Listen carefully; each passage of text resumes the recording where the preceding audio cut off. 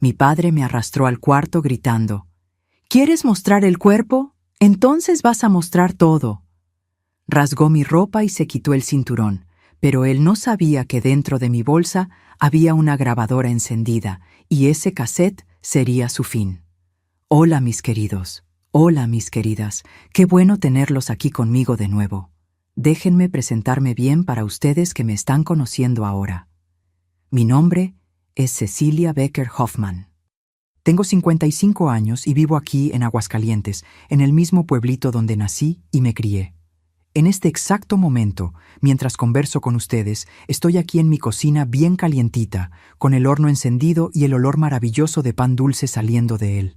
Miren, es un olorcito que llena toda la casa y me hace tanto bien. Estoy amasando la masa del pan casero en la mesa grande de madera que heredé de mi abuela materna. Esta mesa ya ha visto tanta historia, tanta receta, tantas lágrimas también. Pero hoy solo ve alegría y abundancia, gracias a Dios. Saben, mis amores, hago estos panes y pan dulce todos los días para vender en el mercadito del centro aquí de Aguascalientes. Es mi ganancia, mi sustento honesto. Me levanto a las 4 de la mañana, pongo manos a la obra, literalmente, ¿no? Y a las 7 ya estoy en el puesto con todo calientito, oloroso, esperando a mis clientes queridos. Hay gente que viene a propósito de otros barrios solo para comprar mi pan dulce de pasas. Doña Cecilia, me dicen, usted tiene manos bendecidas, y yo siempre respondo, bendecidas por Dios, mijo, que me dio la libertad de trabajar con dignidad. Esta cocina aquí es mi refugio, mi rinconcito sagrado. La ventana da al patio de atrás, donde tengo mi huerto de naranjos que uso en el pan dulce. Las paredes están azulejadas hasta la mitad, de esos azulejos antiguos, blancos y azules. En la estufa de leña que está en la esquina, mantengo siempre un café de olla calientito. La mesa donde amaso la masa está justo en el medio, debajo de la luz que entra por el tragaluz. Es aquí donde hice las paces con la vida, ¿saben? Y antes de continuar contando mi historia, quería hacerles un pedido especial a ustedes que me están viendo ahora. Si les está gustando, no se olviden de dejar ese like bien cariñoso y de suscribirse al canal, ¿eh? Y activen la campanita de notificaciones para no perderse ninguna historia de esta abuelita aquí. Y cuéntenme aquí en los comentarios de qué pueblito de México me están viendo y a qué horita del día encontraron este video de Cecilia. ¿Tempranito en la mañana tomando el café? ¿O después de la comida en esa horita de descanso? ¿O será que es por la noche cuando el día ya está terminando? Leo cada comentario con tanto cariño y me pone muy feliz saber de dónde son y cuándo se toman un tiempito para escuchar las historias de esta viejita aquí. Cuéntenme. Sí, vamos a hacer una cadena de cariño por todo México. Saben, mis queridos, hoy vivo una vida sencilla pero llena de paz. Mis 3 hijos ya son adultos, casados, con sus familias. Tengo 5 nietecitos que son la luz de mis ojos. Pero no siempre fue así. No siempre esta cocina olió a pan calientito y libertad. Hubo un tiempo en que esta misma cocina olía a miedo, a silencio forzado, a lágrimas secadas a las prisas antes de que alguien se diera cuenta. Necesito contarles una historia que me pasó hace muchos años, allá en 1989, cuando yo todavía era bien joven. Una historia sobre un vestido de satén, sobre violencia, sobre un padre que se escondía detrás de la Biblia para justificar la maldad, y sobre cómo una simple grabadora de cassette, esos aparatitos antiguos que usábamos para escuchar música, cambió el rumbo de mi vida completamente. Es una historia pesada, lo sé, pero también es una historia de valentía, de tecnología salvando vidas, y de cómo a veces la liberación viene de los lugares más inesperados. Y si hay alguien ahí pasando por una situación parecida, esta historia puede ser exactamente lo que necesitan escuchar hoy. Pero para entender cómo todo pasó en aquella noche terrible de 1989, necesito volver un poquito más en el tiempo y contarles cómo era mi infancia, cómo era mi familia y cómo era vivir bajo el techo de un hombre que toda la ciudad pensaba que era un santo. Nací en 1970, aquí mismo en Aguascalientes. Mi padre se llamaba Rogelio Hoffman y mi madre Ieda Becker Hoffman. Tuve una hermana mayor, Neusa, que hoy vive en Guadalajara y con quien mantengo contacto solo por teléfono de vez en cuando, y un hermano menor, Leandro, que desgraciadamente falleció en un accidente de moto en 1995. Dios lo tenga en su gloria. Nuestra casa quedaba en la calle de las Acacias, bien cerca de la parroquia católica, donde mi padre era diácono. Era una casa de adobe pintada de blanco, con las ventanas azules y un portoncito de hierro que rechinaba cada vez que se abría. Tenía 3 cuartos pequeños, una sala con un sofá de cuero café en el que no se podía sentar sin pedir permiso, una cocina con estufa de leña y un baño allá en el fondo del patio.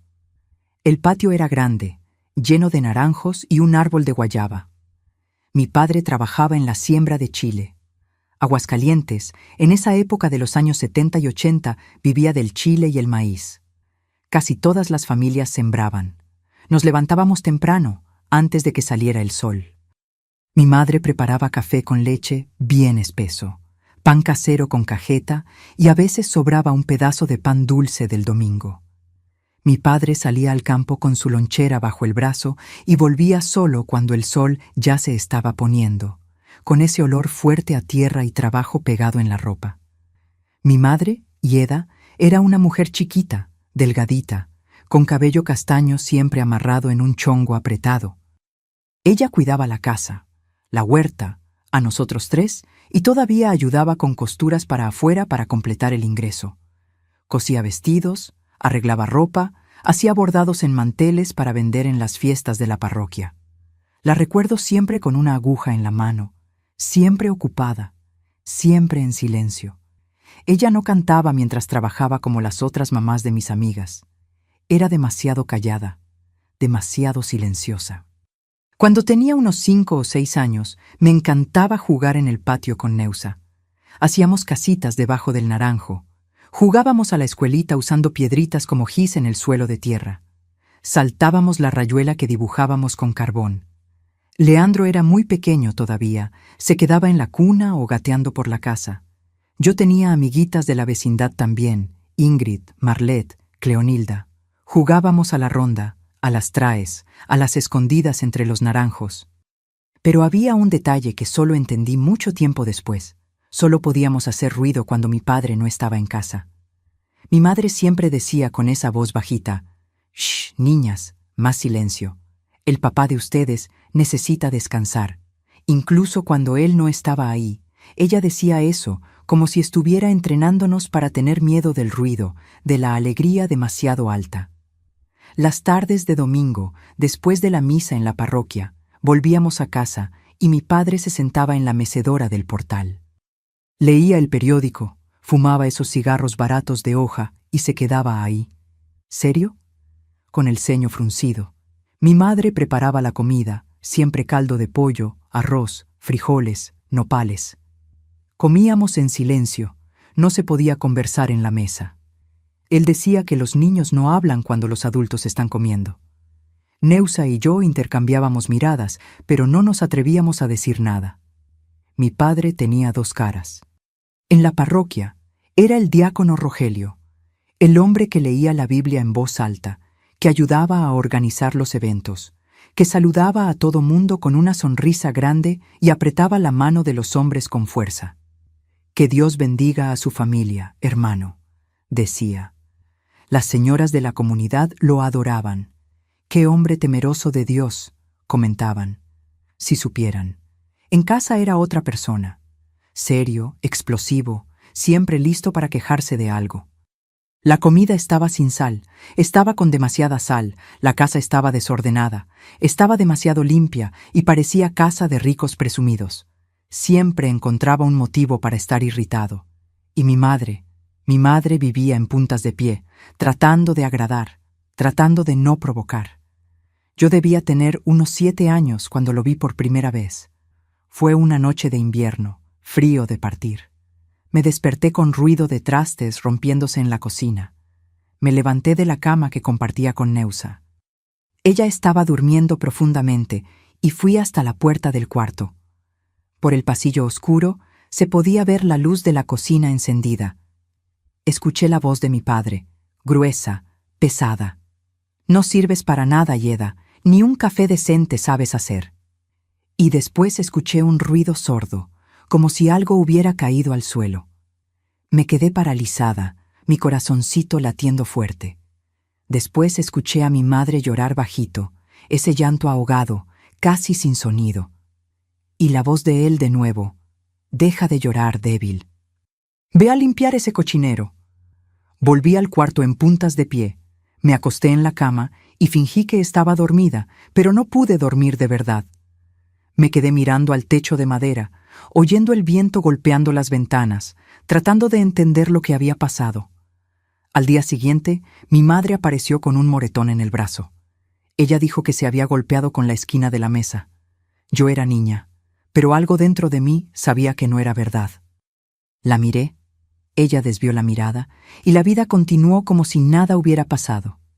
Este tipo de cosas empezó a repetirse. De vez en cuando me despertaba con ruido. De vez en cuando mi madre aparecía con marcas en el brazo, en la cara, en las piernas. Siempre había una excusa. Se resbaló en la escalera, se golpeó con la puerta del armario, tropezó con el tapete, y nosotras fingíamos creer porque era más fácil que enfrentar la verdad. Neusa, que era mayor, se daba cuenta de todo. A veces me abrazaba en la oscuridad del cuarto y susurraba: «Un día salimos de aquí, Cecilia. Un día nos vamos y lo dejamos atrás». Pero éramos niñas, no había cómo huir, no había a dónde ir. En la escuela yo era buena alumna, me gustaba estudiar, me gustaba leer. La maestra siempre elogiaba mis cuadernos organizados, mi letra bonita. Me agarraba de los estudios como una tabla de salvación. Ahí, en la escuela estatal Benito Juárez, podía ser solo Cecilia, la niña estudiosa, no la hija del diácono violento que nadie sabía que existía. Mis años de infancia fueron así, una dualidad constante. Fuera de casa teníamos que mantener las apariencias, sonreír en la parroquia, saludar a los vecinos, ser la familia perfecta. Dentro de casa caminábamos en cáscaras de huevo. Vivíamos con miedo de cuándo sería la próxima explosión de él. Cuando cumplí 12 años, en 1982, empecé a entender mejor lo que estaba pasando. Neusa, que ya tenía 15, empezó a rebelarse. Le respondía a mi padre, discutía, azotaba la puerta y pagaba caro por eso. Yo veía, escuchaba y aprendía a ser invisible, a no llamar la atención, a no provocar. Pero allá en el fondo, una rabia sorda empezaba a crecer, una rabia que todavía no sabía que un día iba a explotar. Y fue en esa época, entrando en la adolescencia, que las cosas empezaron a ponerse aún más complicadas para mí. La adolescencia llegó, y con ella un control que nunca había imaginado que pudiera existir. Cuando cumplí 13 años en 1983, mi padre empezó a prestarme atención de una forma diferente. Ya no era solo Neusa la que sufría con sus reglas absurdas. Ahora yo también había entrado en el radar. «Cecilia, esa falda está demasiado corta. Ve a cambiarte», decía cuando salía para la escuela. La falda cubría toda mi rodilla, pero para él siempre estaba corta. «Cecilia, amárrate ese cabello. Te ves como una descarriada con ese cabello suelto». Yo tenía el cabello ondulado, castaño, igual al de mi madre, y adoraba dejarlo suelto, pero no podía. Tenía que amarrarlo en una cola de caballo o en un chongo, siempre, en la parroquia. Él me vigilaba todo el tiempo. Si conversaba con algún muchacho después de la misa, aunque fuera solo un buenos días, me jalaba del brazo en el camino a casa y decía: «Señorita de familia no anda coqueteando con hombres. ¿Quieres manchar mi nombre?» Mi nombre, siempre su nombre, nunca era sobre mí, sobre mi dignidad, mi seguridad, siempre era sobre su reputación. En 1985, cuando tenía 15 años, mi padre decidió postularse como regidor por primera vez. Aguascalientes era una ciudad pequeña, todo mundo se conocía. Él era diácono respetado, trabajador, hombre de bien. Empezó la campaña con ese discurso que memoricé de tanto escucharlo: Dios, patria y familia, valores cristianos, respeto a las tradiciones. Nuestra casa se volvió tarima política. Recibía visitas de correligionarios, de gente de la comunidad. Mi madre preparaba pan dulce, café, servía a todo mundo con esa sonrisa forzada. Y nosotras, yo, Neusa y Leandro, teníamos que estar siempre impecables, siempre sonrientes, siempre representando a la familia perfecta. Neusa no aguantó. En 1986, a los 19 años, empacó las maletas y huyó a Guadalajara. Dijo que iba a trabajar de empleada doméstica, cualquier cosa, pero no se quedaría ni un día más bajo ese techo. Mi padre se puso furioso, la llamó ingrata, perdida. Mi madre lloró escondida por semanas, y yo me quedé. Me quedé porque solo tenía 16 años y no sabía cómo sobrevivir sola. Con la salida de Neusa, el control de él sobre mí empeoró. Ya no podía salir con las amigas. No podía ir a las fiestas de la escuela. Señorita de familia se queda en casa, decía. Yo estudiaba en la secundaria, con la intención de después hacer la normal de maestras.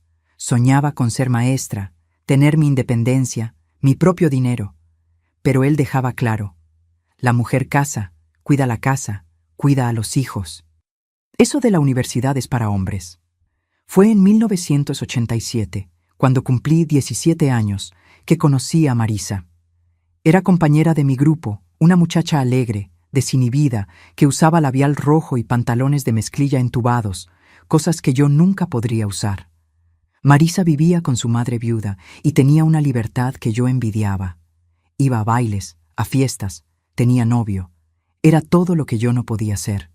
Nos hicimos amigas. Me prestaba revistas a escondidas, Vanidades, Cosmopolitan, que yo leía debajo de las cobijas con una linterna por la noche. Me contaba sobre los bailes, sobre los muchachos, sobre cómo era bailar cumbia bien pegadito con alguien. Yo escuchaba todo eso como quien escucha historias de otro mundo, un mundo que no era para mí.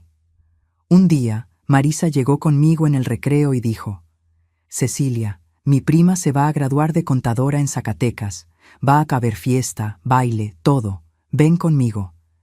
Mi mamá deja que te quedes a dormir en la casa. Mi corazón se disparó. Nunca había ido a un baile, nunca había salido de Aguascalientes para divertirme. Pero ¿cómo iba a convencer a mi padre? La respuesta era simple.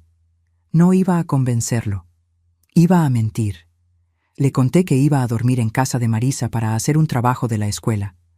Frunció el ceño desconfiado, pero mi madre intervino. Rogelio, es trabajo de escuela. Deja a la muchacha. Él rezongó, pero dejó. Y fue así que en mayo de 1988, a los 18 años recién cumplidos, tuve mi primer saborcito de libertad. La mamá de Marisa me prestó una blusa bonita de encaje blanco. La usé con la falda más arreglada que tenía. Marisa me puso el labial, me enseñó a hacer un maquillaje ligero. Cuando me vi en el espejo, casi no me reconocí. Estaba bonita. Me veía como una muchacha normal, no como la hija reprimida del diácono. El baile fue maravilloso. Música, gente riendo, bailando. Yo bailé también, tímida al principio, pero después me solté. Un muchacho me sacó a bailar, Alcides, primo de alguien de ahí. Era gentil, educado. Conversamos, reímos, nada de más. Pero para mí eso fue gigante. Era la primera vez que un muchacho me trataba como persona, no como pecado ambulante. Volví a casa al día siguiente sintiéndome viva por primera vez, pero también con miedo. Miedo de que alguien me hubiera visto, hubiera contado. Mi suerte es que Zacatecas quedaba lo suficientemente lejos, pero ese saborcito de libertad me dejó inquieta. Quería más, quería vivir. En 1989, ya con 19 años, entré a la Escuela Normal de Maestras. Mi padre dejó medio a disgusto, porque vio en eso una forma de que yo ayudara a educar a mis futuros hijos. No entendía que para mí eso era una ruta de escape. Maestra gana salario, maestra tiene independencia. Fue también en 1989 que él se postuló de nuevo como regidor. La campaña estaba más reñida, él estaba más nervioso, más controlador, nos exigía a mí y a mi madre una imagen de perfección absoluta. Ustedes son el reflejo de mí, gritaba. Cualquier desliz de ustedes me hunde. En ese clima tenso, en agosto de ese año, Graciela, mi compañera de la normal, me invitó a su graduación de técnica en enfermería. Iba a haber fiesta, baile. Mi madre, Dios la bendiga, cosió un vestido para mí a escondidas. Era de satén azul clarito, largo, cubría mi rodilla, tenía manga corta, era recatado, bonito, modesto. Le conté a él que iba a la graduación. Dije que era importante para mi red de contactos profesionales. Mentira, claro, pero le gustaban esas cosas de networking. Frunció el ceño, pero dijo, «Vuelve temprano, antes de medianoche». El día de la fiesta me arreglé con cuidado. Me puse el vestido que mi madre había hecho con tanto amor. Me vi en el espejo y vi una muchacha bonita, una muchacha normal que solo quería divertirse un poco. Agarré mi bolsa, una bolsita negra de correa que llevaba para todos lados, y dentro de ella metí mi Walkman. Era una grabadora portátil de cassette que me había regalado Neusa en una Navidad. La usaba para grabar las clases de la normal y para escuchar las canciones que pasaban en la radio. No sé por qué, pero esa noche puse un cassette virgen dentro del Walkman. A veces grababa música en la fiesta para escuchar después. Pequeños recuerdos de momentos felices que coleccionaba como quien guarda tesoros. La fiesta fue linda. Bailé, conversé, reí. Me sentí ligera.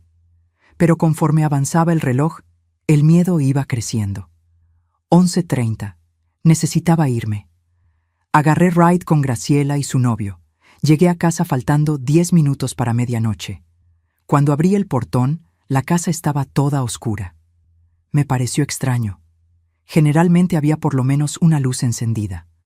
Abrí la puerta despacio. La sala estaba en penumbras. Y entonces sentí el olor del cigarro de hoja de él. Estaba ahí, en la oscuridad, esperando. Encendí la luz de la sala con la mano temblando. Y ahí estaba él, sentado en la poltrona café, a la que nadie podía sentarse sin permiso. El cigarro encendido entre los dedos, los ojos fijos en mí, y en esa mirada había todo: rabia, desprecio, un odio que nunca había visto tan crudo, tan descarado. «Buenas noches, papá», dije con la voz temblorosa, tratando de mantener la calma, tratando de fingir que todo estaba normal. Él no respondió, solo se quedó mirándome. Le dio una fumada larga al cigarro, soltó el humo despacio. El silencio era ensordecedor. Sentía mi corazón latiendo tan fuerte que tenía la certeza de que él podía oírlo. Entonces se levantó despacio, tiró el cigarro en el cenicero con violencia y vino caminando en mi dirección. Cada paso suyo hacía crujir el piso de madera. «Te ves como una cualquiera con ese trapo», escupió las palabras. La voz de él era baja, controlada, pero cargada de veneno. Saliendo por ahí, mostrando el cuerpo, avergonzando mi nombre en toda la ciudad. «Papá, es solo un vestido, mira, hasta la rodilla llega». «¡Cállate!», gritó tan fuerte que di un brinco. «No me contradigas, sé lo que vi. Doña Dircé me contó todo. Te vio ahí en la fiesta pegada a un muchacho, bailando como una perdida». Doña Dircé, una beata de la parroquia que vivía metiendo la nariz en la vida ajena. Debía haber ido a visitar a alguien en Zacatecas y me vio de lejos. Maldita chismosa. «Papá, solo bailé, no hice nada malo». No me dejó terminar. Vino encima de mí y me agarró del brazo con una fuerza brutal. Esa mano callosa, de tanto trabajar en el campo, apretó mi brazo hasta que dolió. Grité de dolor, pero no me soltó. «¿Crees que soy idiota? ¿Crees que no sé lo que la mujer que sale con vestido entallado quiere? ¿Quieres ser como esas que andan en la calle? Papá, suéltame, me estás lastimando». Me arrastró por el pasillo. Traté de resistir, pero él era mucho más fuerte. Mi madre apareció en la puerta de la cocina en camisón, con los ojos desorbitados de miedo. Sostenía un trapo de cocina en las manos, retorciéndolo sin parar. «Rogelio, por el amor de Dios», empezó ella. «¿Tú te callas? Fuiste tú la que le hizo ese vestido, ¿no? Tú la que incentivas a esta hija a deshonrarme». Mi madre se puso pálida. Abrió la boca para decir algo, pero no salió sonido. Solo se quedó ahí paralizada mientras él me arrastraba a mi cuarto. Me aventó en la cama con tanta fuerza que me golpeé la espalda contra la pared. La bolsa cayó al suelo, abierta, y vi mi Walkman rodar debajo de la cama. Mi padre cerró con llave la puerta del cuarto. Y en ese momento tuve la certeza de que algo muy malo iba a pasar. «Ya que quieres ser mujer de la calle», dijo, quitándose el cinturón del pantalón despacio, «te voy a enseñar cómo se trata a las mujeres de la calle. Te voy a dar un correctivo que nunca vas a olvidar». «Papá, no, por favor», empecé a llorar. No hice nada, solo fui a una fiesta. Él no estaba escuchando. En sus ojos había algo que no era humano. Era una rabia enfermiza. Era el placer sádico de quien finalmente tenía una excusa para desquitar todas las frustraciones. Jaló la manga de mi vestido con violencia. La tela de satén se rasgó fácil. El sonido de la costura deshaciéndose llenó el cuarto. Mi madre había bordado esa manga con tanto cariño, puntada por puntada, y ahora estaba rasgada. «Papá, para, por el amor de Dios». La primera cintazada vino en mi espalda. El dolor fue tan fuerte que no pude ni gritar bien. Solo salió un gemido ahogado. La segunda vino en el brazo, la tercera en la pierna. Golpeaba sin parar, metódicamente, mientras hablaba. Vagabunda, deshonrada, trayendo vergüenza a esta familia, a esta casa, al nombre de Dios. Cada palabra era puntuada por un cinturón. Me encogí en la cama, tratando de protegerme, cubriendo la cabeza con los brazos. Las lágrimas corrían sin parar. El dolor físico era insoportable, pero el dolor emocional era peor aún. Era la humillación, era su odio, era la impotencia de estar ahí a los 19 años, siendo golpeada como si fuera un animal. Desde lejos escuchaba a mi madre llorando en el pasillo, pero ella no entraba. Ella nunca entraba. Ella también le tenía miedo. En un momento, mientras él pausó para respirar, porque hasta para golpear uno se cansa, vi mi bolsa ahí en el suelo, abierta. El Walkman había rodado afuera y estaba ahí en la orilla de la cama, casi escondido por la sábana que había caído. No sé qué me dio. Fue instinto, fue desesperación, fue la sensación de que necesitaba alguna prueba, algo que mostrara al mundo quién era él realmente. Con la mano temblando, fingí que me estaba encogiendo más, pero en realidad estaba estirando el brazo. Logré alcanzar el Walkman. Lo palpé hasta encontrar los botones y apreté REC. El botoncito rojo se encendió. La cintita empezó a correr. Y todo lo que pasó de ahí en adelante quedó grabado.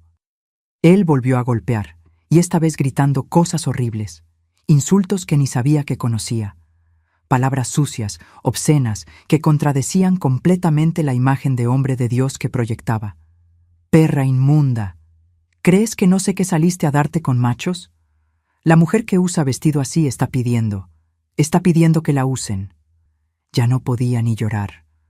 El dolor se había vuelto solo un hormigueo constante. Había entrado en una especie de trance, un lugar distante, donde mi cuerpo estaba ahí siendo golpeado, pero mi mente estaba lejos. En algún momento, no sé cuánto tiempo pasó, tal vez 10 minutos, tal vez 20, él paró, se cansó, guardó el cinturón, se quedó ahí parado, respirando pesado, mirándome con asco. «No sales más de esta casa», dijo con esa voz fría. «Mañana vas a la escuela, vuelves directo para acá y te quedas encerrada en el cuarto hasta que aprendas a ser una señorita decente». «¿Entendiste?». No respondí. No podía hablar. «¿Entendiste?», gritó. «Sí», susurré. Abrió la puerta y salió. Azotó la puerta con fuerza. Lo oí yendo a la cocina. Lo oí pidiéndole agua a mi madre como si nada hubiera pasado, como si no acabara de golpear a su propia hija. Me quedé ahí tirada en la cama, mirando al techo, el vestido rasgado, el cuerpo adolorido, el alma destrozada. Y entonces recordé. La grabadora todavía estaba grabando. La apagué con cuidado, rebobiné un poquito la cinta, me la puse en el oído y apreté play. La voz de él llenó mi oído, clara, nítida. «Perra inmunda, ¿crees que no sé que saliste a darte con machos?» Estaba todo ahí. Cada grito, cada insulto, cada ruido del cinturón restallando, mis gritos, mi llanto, hasta el sonido del vestido rasgándose. Miré ese casetito en mi mano y por primera vez en esa noche horrible sentí algo además de dolor. Sentí esperanza. Ese cassette era mi arma, era mi prueba. Era la voz de él confesando quién era realmente, sin máscaras, sin fingimiento. Escondí la cinta en el fondo del cajón, debajo de la ropa. Limpié las lágrimas y, aunque con el cuerpo todo adolorido, logré dormir, porque por primera vez en mi vida tenía algo que él no tenía. Yo tenía la verdad grabada. Desperté con el cuerpo adolorido, como si me hubiera atropellado un camión. Cada movimiento era una agonía. Los brazos morados, la espalda ardiendo, las piernas marcadas. Traté de sentarme en la cama y un dolor agudo recorrió mi columna. Dejé escapar un gemido bajo, ahogado, con miedo de que él escuchara del otro cuarto y viniera a terminar el trabajo. Me levanté despacio, cada músculo protestando. Fui hasta el espejito pequeño que estaba colgado en la pared del cuarto, ese con el marco de plástico dorado que me habían regalado de cumpleaños años atrás. Me quité la blusa del pijama con cuidado. La tela raspando las heridas me hacía jadear de dolor. Y miré. Dios mío. Mi cuerpo estaba cubierto de marcas moradas y rojas, algunas ya hinchadas, otras en forma de rayas perfectas, donde el cinturón había caído.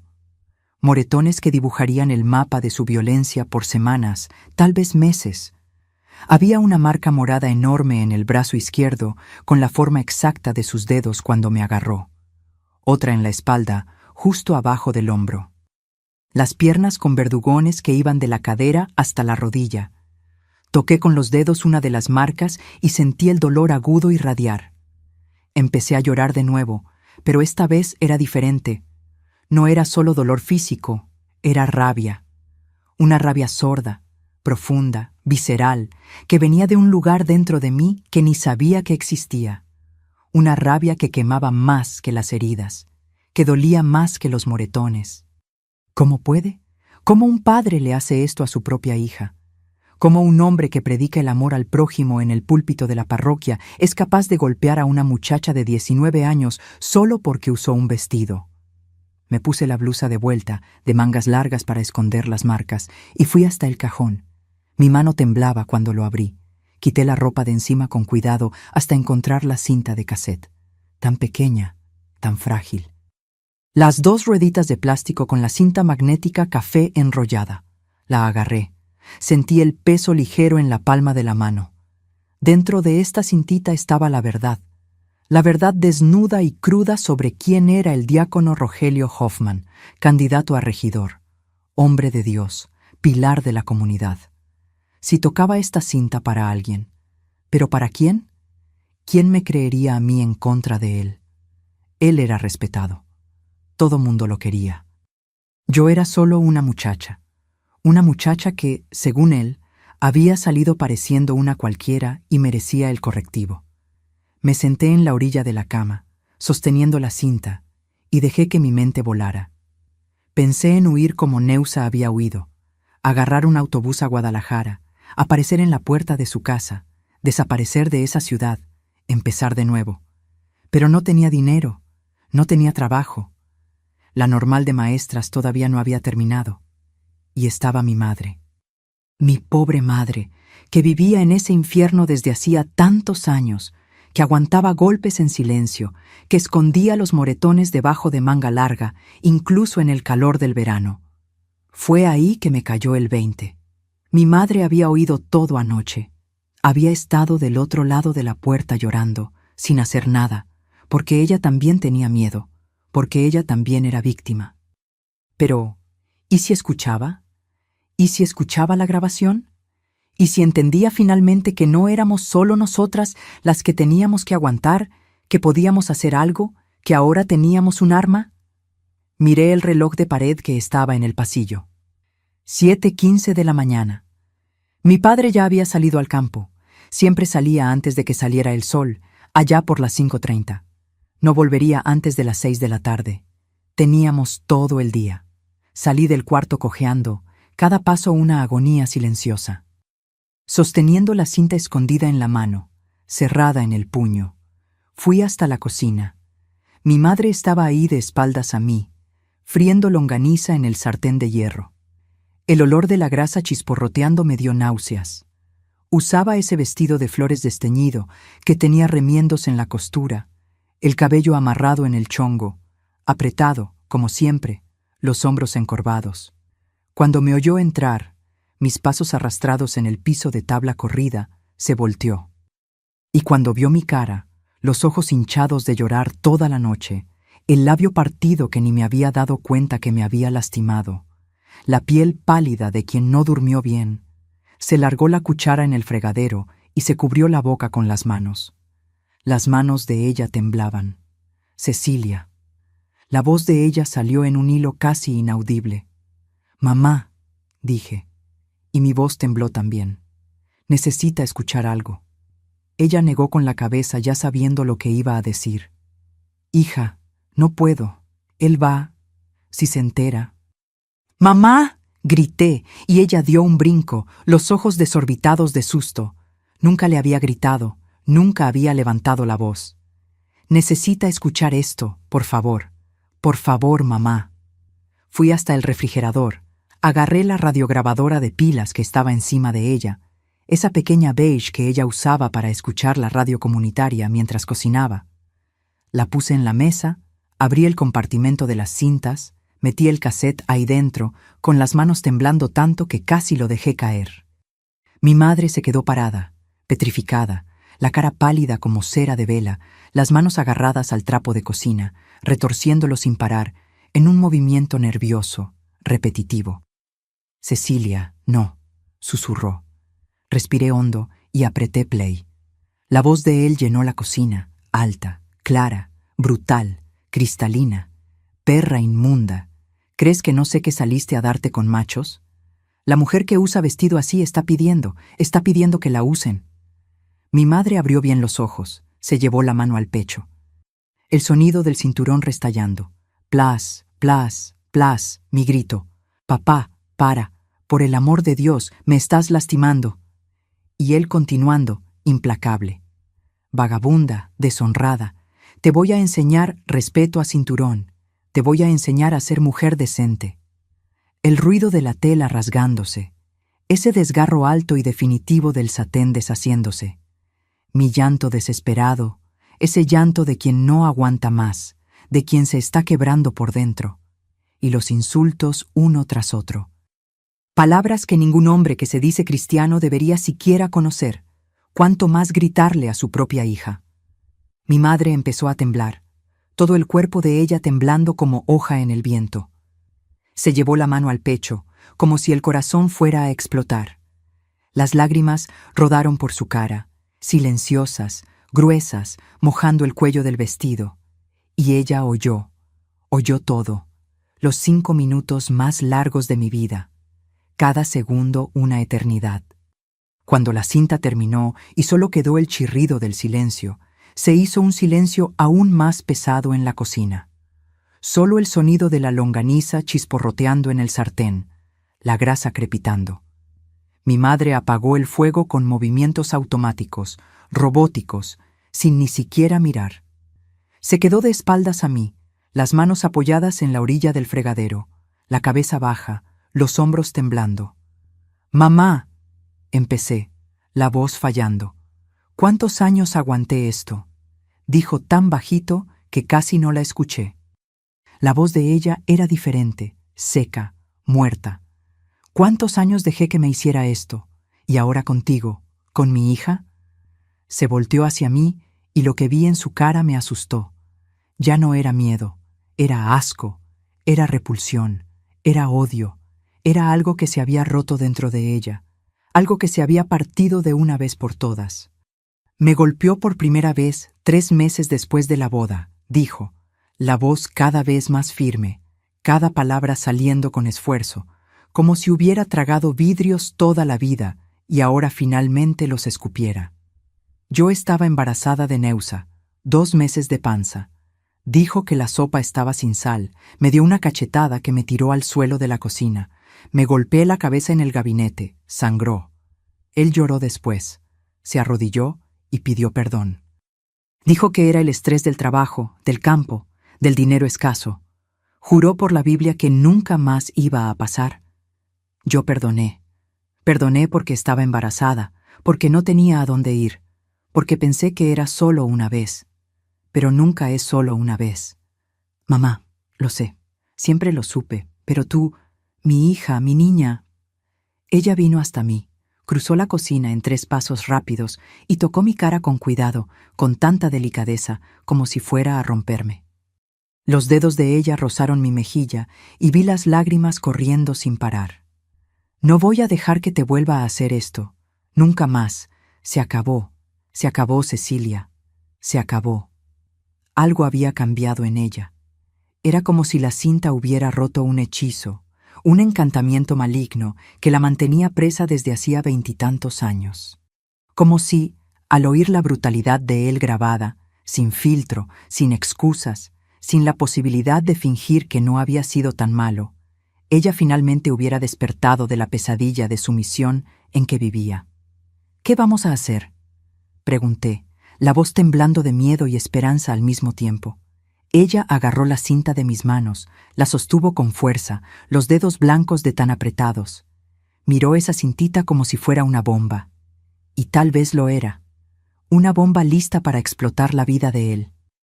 Y dijo con una determinación helada que nunca había visto en ella: vamos a acabar con él. Esperamos. Todo el día. Me quedé en casa. Inventé que estaba demasiado enferma para ir a clase. Mi madre mandó recado con la vecina para la escuela. Ella cuidó las marcas en mi cuerpo, con árnica que recogió del patio, con hielo envuelto en trapo, con toda la ternura que tenía guardada. Pasó pomada con cuidado en la espalda, en los brazos, en las piernas. Lloró mientras lo hacía. Lloró viendo lo que él le había hecho a su hija. No hablamos mucho durante el día. Solo esperamos, preparamos la cena, arreglamos la casa, vivimos esas horas interminables en una tensión silenciosa, como soldados esperando que empiece la batalla. Cuando oscureció, cuando el reloj marcó las 6:30, él llegó.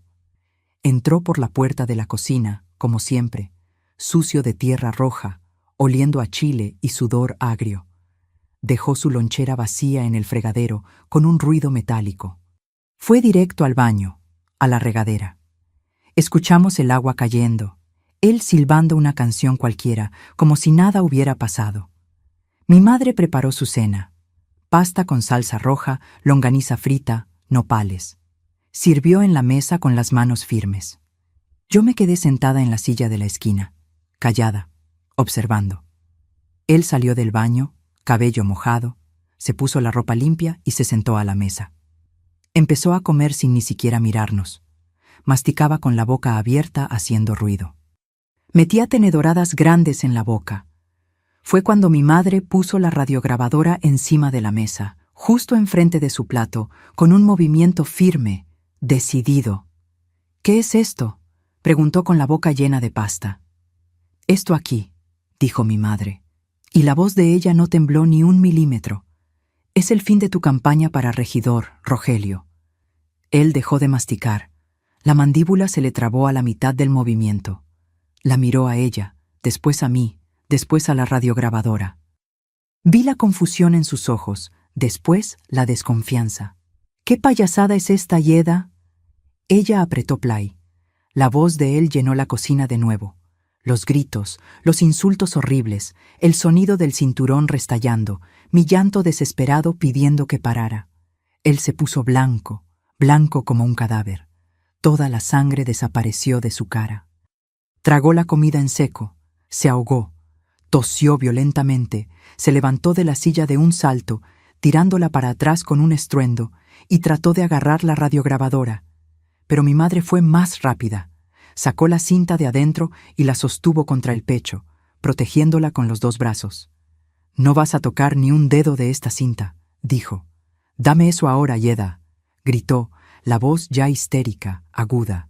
«Dame eso ahora». «No». Ella dio un paso para atrás.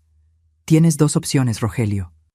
O agarras tus cosas y sales de esta casa ahora. Nos dejas en paz a mí y a las muchachas para siempre. O mañana en la mañana, bien temprano, pongo esta cinta en el altavoz de la kermes de la parroquia. Dejo que todo mundo escuche qué tipo de hombre eres en verdad. El diácono, el candidato a regidor, el hombre de Dios. Dejo que todo mundo te escuche llamando a tu propia hija perra». Él se quedó en silencio, la cara roja ahora, las venas saltadas en el cuello, la respiración pesada. Vi en sus ojos la desesperación.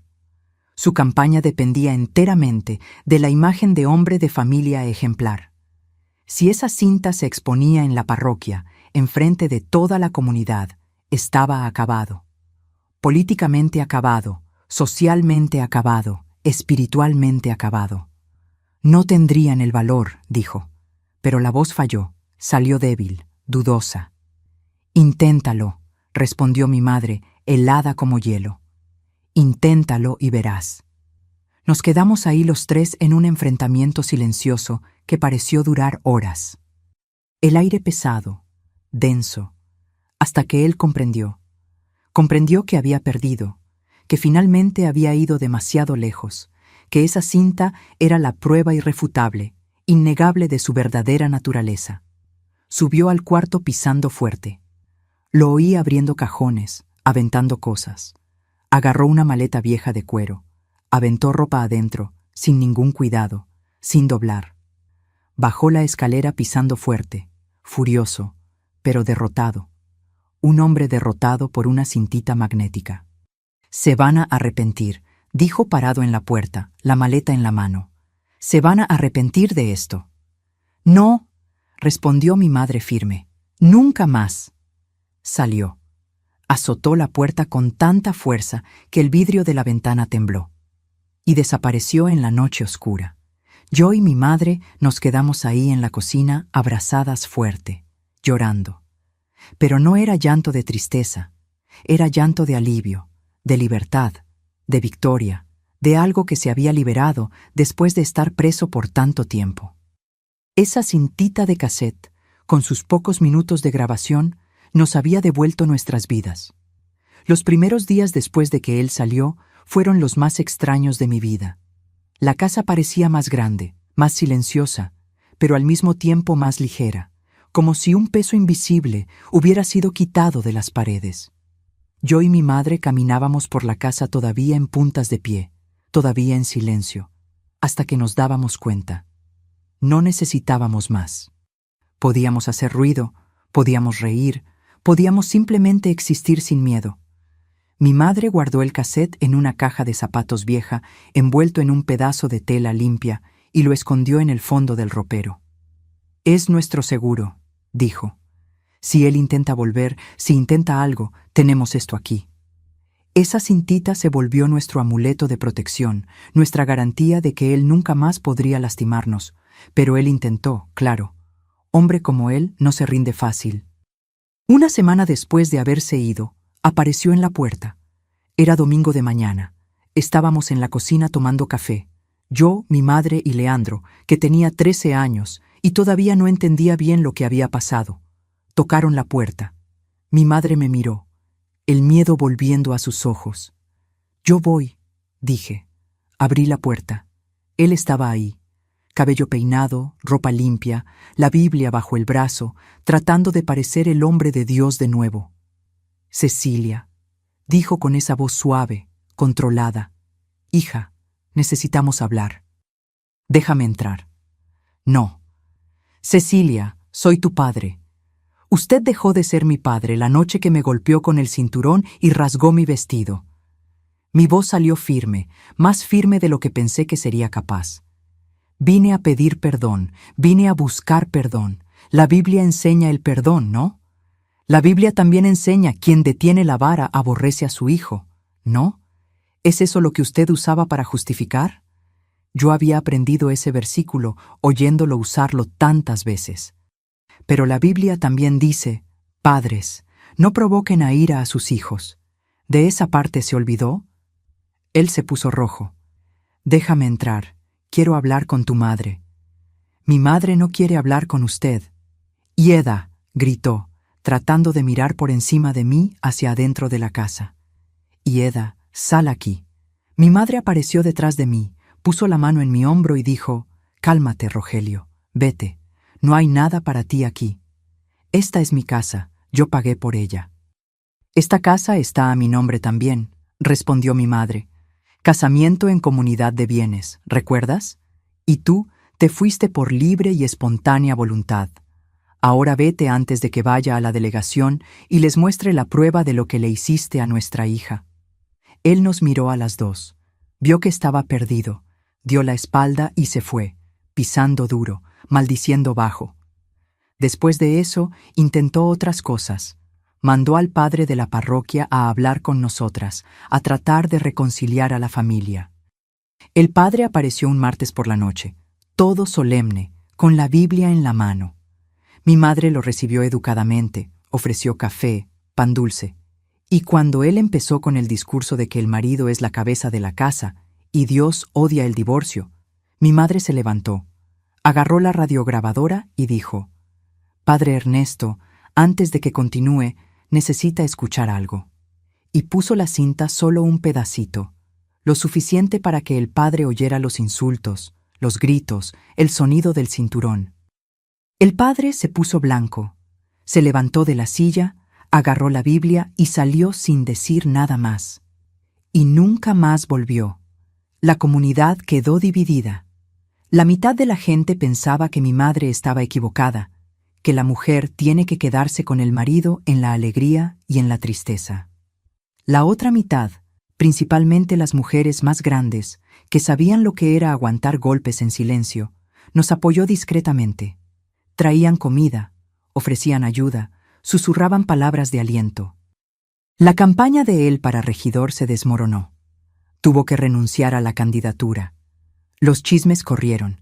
Nadie sabía exactamente qué había pasado, pero todo mundo sabía que algo había pasado.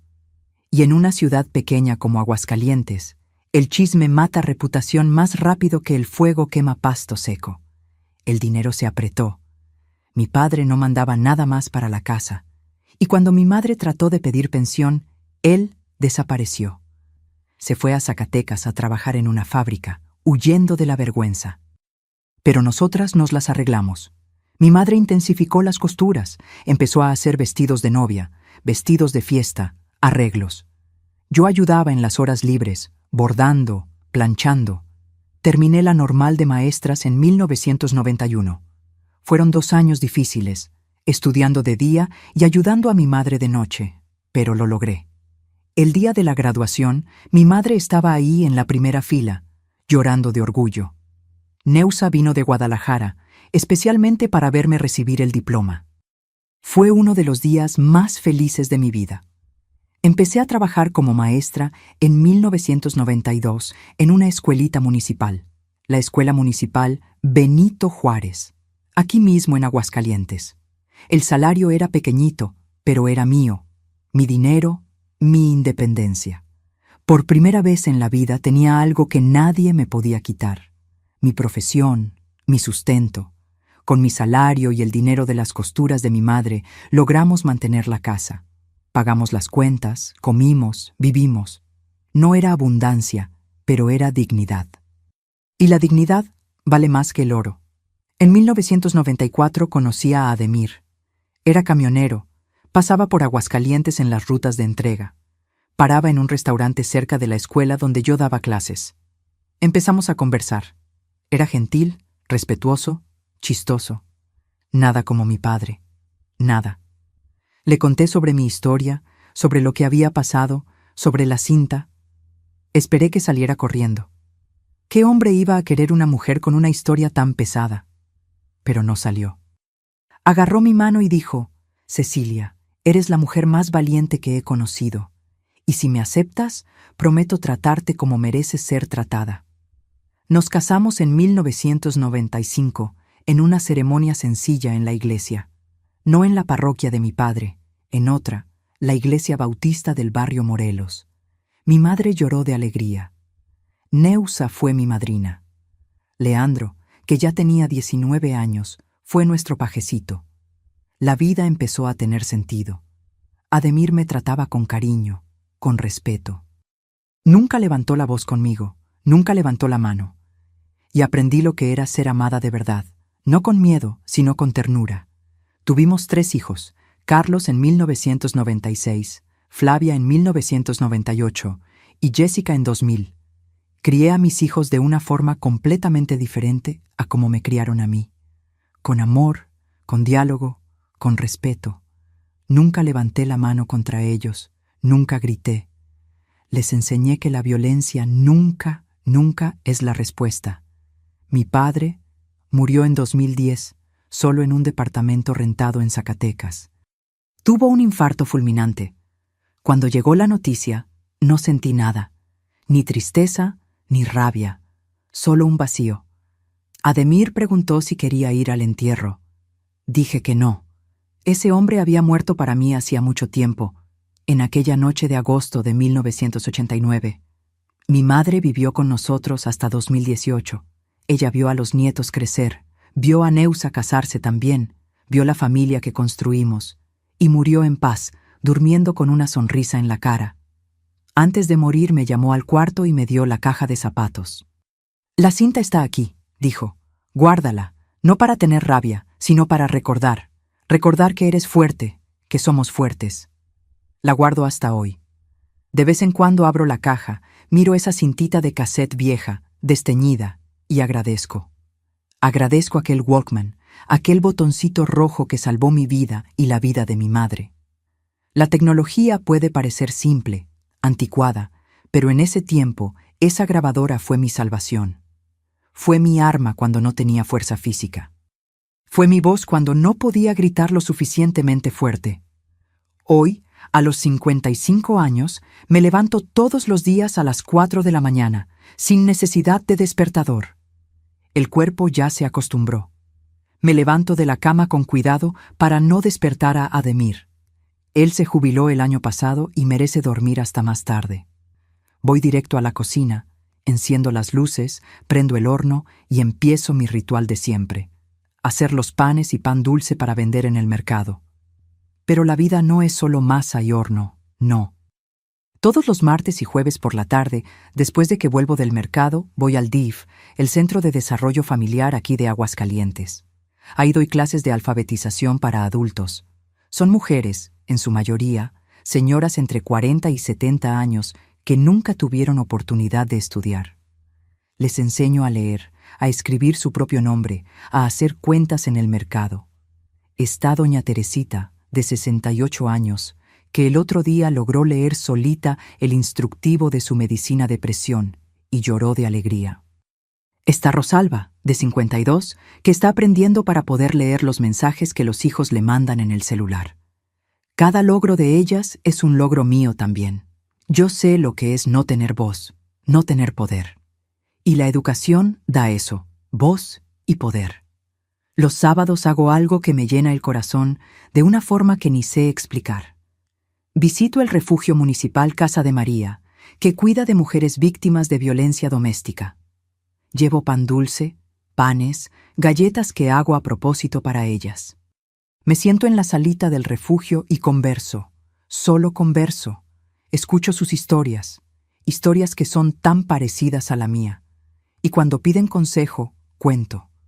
Cuento sobre la noche de 1989. Cuento sobre la cinta de cassette. Cuento que es posible salir, que es posible empezar de nuevo. ¿Usted lo denunció en la policía? Siempre preguntan. No necesité, respondo. Usé el arma que tenía a la mano, la verdad grabada. Cada una de ustedes tiene un arma diferente. A veces es la policía, a veces es la familia, a veces es simplemente el valor de agarrar una maleta e irse. Pero todas tenemos algo, solo necesita encontrarlo. Veo en sus ojos la misma esperanza que sentí cuando escuché esa grabación por primera vez. Y eso me da propósito, me hace sentir que todo ese dolor sirvió para algo. Mis hijos son mi alegría.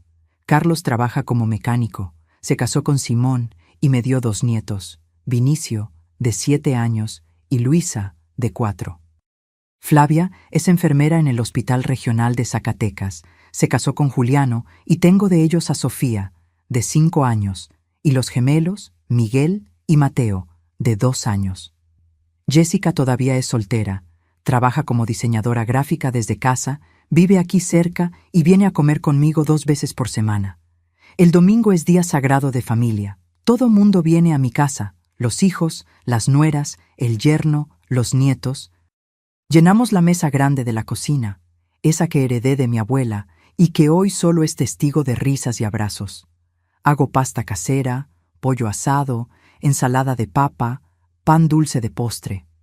Los nietos corren por el patio, juegan debajo del naranjo, agarran naranjas directo del árbol. Vinicio me ayuda a hacer pan a veces. Le encanta meter su manita en la masa. Ademir, mi compañero de 30 años, es mi puerto seguro. Él cuida del huerto, cosecha las naranjas, ayuda a hacer la cajeta que uso en el pan dulce. De mañana, mientras amaso la masa, él toma café de olla sentado en la silla cerca de la estufa y conversamos sobre todo y sobre nada. Él me trata como reina. Hasta hoy, después de 3 décadas juntos, todavía me abre la puerta del carro. Todavía me trae flores de la nada. Todavía me besa en la frente antes de dormir. Los miércoles por la noche participo en la charla Mujeres que Inspiran en la Biblioteca Municipal. Somos 10, 12 mujeres de edades variadas que nos reunimos para hablar sobre superación, sobre desafíos, sobre vida. Cada semana, una cuenta su historia. Ya conté la mía algunas veces. Siempre hay alguna muchachita nueva que oye y sale de ahí diferente, más fuerte. Tengo una rutina que me hace bien. Me levanto temprano, trabajo con mis manos, enseño a quien necesita, ayudo a quien sufre, amo a mi familia y duermo con la conciencia tranquila. No tengo lujos, no tengo riqueza, pero tengo paz. Y la paz es un tesoro que no se compra. La cinta de cassette continúa guardada en mi ropero, en la misma caja de zapatos que mi madre me dio. A veces abro la caja, agarro la cintita, siento el peso ligero en mi mano. Pienso en todo lo que ese pedacito de plástico y cinta magnética representó. Pienso en cómo una tecnología simple, un Walkman de grabación, salvó mi vida. Vivo en la misma Aguascalientes donde nací, pero es una ciudad diferente ahora. O tal vez yo soy diferente. Ya no ando con la cabeza baja. Ya no tengo miedo de hacer ruido, de reír fuerte, de existir plenamente. La muchacha de 19 años que aguantó cinturón aquella noche de agosto creció, se casó, tuvo hijos, se volvió abuela, se volvió maestra de alfabetización, se volvió voluntaria, se volvió mujer plena. Y cuando me acuesto en la cama todos los días con Ademir roncando bajito a mi lado, con el olor a pan todavía impregnado en mi piel, agradezco. Agradezco por el valor que encontré. Agradezco por la madre que encontró su propio valor. Agradezco por el Walkman. Agradezco por la cinta que grabó la verdad. Agradezco por estar viva, libre y en paz. La vida hoy es sencilla, pero es mía, y nadie nunca más me va a quitar eso. Si llegaste hasta aquí y me estás oyendo ahora, necesito decir algo muy importante. Si estás viviendo una situación parecida a la que yo viví, si hay alguien en tu casa que te lastima, que te humilla, que levanta la mano contra ti y después pide perdón con la Biblia en la mano, no necesitas aceptar eso. No importa cuántas veces él diga que es corrección, que es por tu bien, que Dios lo mandó a ser la cabeza de la casa. Dios nunca, nunca mandó a nadie a golpear, insultar o destruir a otra persona. Aprendí en carne propia que el hombre violento no cambia con oración. No cambia con perdón. No cambia porque prometas ser mejor, portarte bien, no provocar. ¿Sabes por qué? Porque el problema nunca fuiste tú. El problema siempre fue él. La violencia está en él, no en ti. Y te voy a decir otra cosa que aprendí. Documenta todo. Hoy en día, con celular en la mano de todo mundo, se volvió más fácil. Graba las discusiones, fotografía los moretones, guarda los mensajes amenazadores, guarda todo en la nube, mándaselo a una amiga de confianza, escóndelo donde él no lo encuentre. Porque cuando decidas salir, y rezo para que decidas, vas a necesitar prueba. El abusador siempre niega, siempre dice que estás inventando, que estás loca, que estás exagerando. Pero no puede negar una grabación, no puede negar una foto, no puede negar una prueba concreta.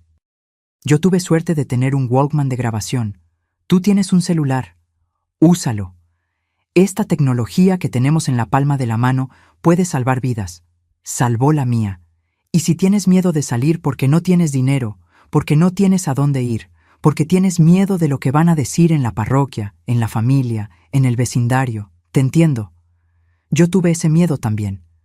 Pero te voy a decir, la opinión de los demás no vale tu vida, no vale tu sanidad mental, no vale tu cuerpo libre de marcas. Busca ayuda. Busca el DIF de tu ciudad. Busca la agencia del Ministerio Público especializada en violencia familiar. Busca refugios. Busca personas de confianza.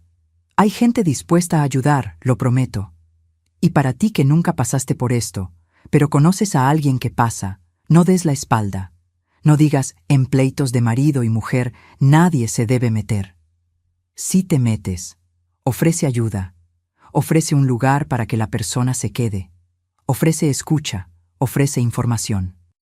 A veces una palabra de apoyo, un abrazo, una puerta abierta, es todo lo que una mujer necesita para tener el valor de salir. Yo salí, mi madre salió, y hoy vivimos en paz. No fue fácil, no fue rápido, pero fue posible. Y si fue posible para mí, es posible para ti también. La vida después de la violencia existe. La paz existe. El amor verdadero, ese que no lastima, que no humilla, que no destruye, ese amor existe.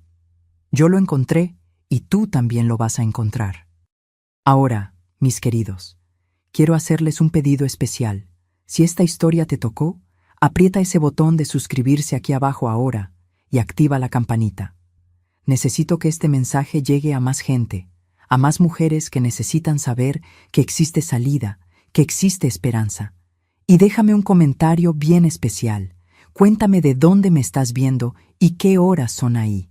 Escribe así, viendo desde tu ciudad a las hora de la mañana, tarde, noche. Leo cada comentario y me pone tan feliz saber que esta historia está llegando a gente de todos los rincones. ¿Vamos a crear un mapa de fuerza y valor por todo México? Comenta ahora. No lo dejes para después. Un beso en el corazón de cada uno de ustedes. Y que Dios los bendiga.